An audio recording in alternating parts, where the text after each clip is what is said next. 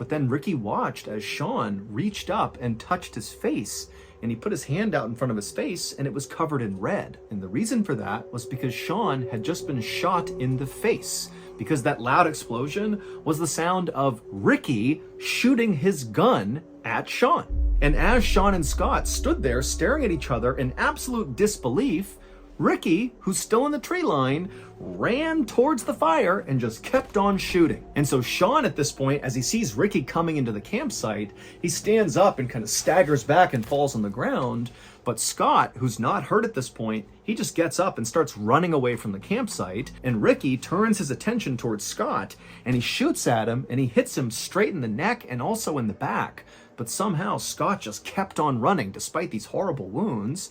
And so Ricky watched as Scott disappeared into the woods. And then Ricky turned back to Sean, who's laying on the ground and can't go anywhere. He's been shot in the face. And Ricky just casually raised his gun and shot Sean right in the chest. But amazingly, Sean, after getting shot the second time, it created what must have been the most extreme adrenaline rush ever, because he jumped up to his feet and right in front of his attacker, he just turned and sprinted to his Jeep. He hopped inside, fired it up, and just sped away as fast as he could.